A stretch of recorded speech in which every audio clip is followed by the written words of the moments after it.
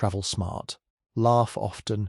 Panic responsibly. Ever stood in an airport, train station, cruise terminal, or hotel lobby and thought, I may have made a terrible mistake? Good news, you've just entered the world of First Class Fool, the hilarious solo travel series for nervous explorers, accidental adventurers, and anyone who believes packing light is a lie invented by people with staff. A travel itinerary sounds tidy on paper. A neat sequence of flights, trains, hotels, meals, and must-see sites, all lined up like a life that has never been delayed, overpacked, or mildly betrayed by a ticket machine. But for solo travelers, the travel itinerary is less a spreadsheet and more a survival tool. It is the difference between wandering confidently and standing in a station pretending the departure board is speaking a language you almost understand. The first rule of a good travel itinerary is that it should be forgiving.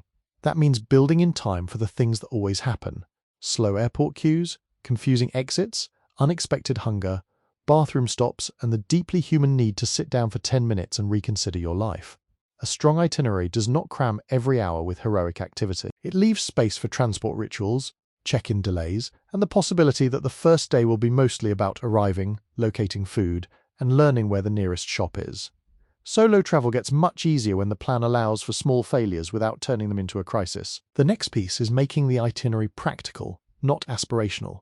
It is tempting to design a trip around the version of yourself who wakes up early, packs light, speaks 3 languages, and never gets lost. But real travel is done by the version of you who is tired, hungry, and carrying too many charges.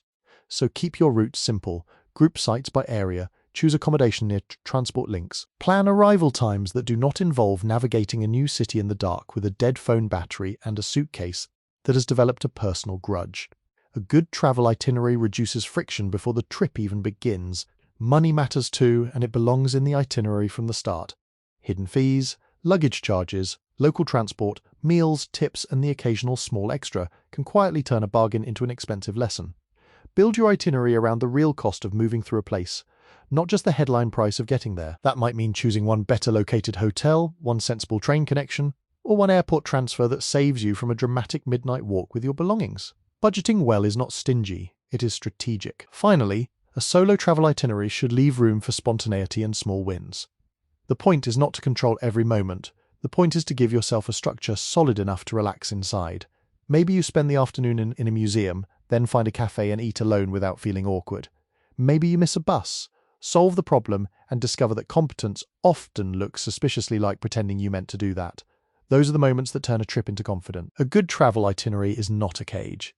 It is a helpful outline that lets you enjoy the adventure without having to improvise every single step. So if your next solo trip feels overwhelming, start with the itinerary, keep it practical, flexible, and kind. Leave room for transport, food, rest, and the occasional detour. That way, when the unexpected happens, you will not feel off course. You will just feel like a traveler who planned well enough to handle the mess,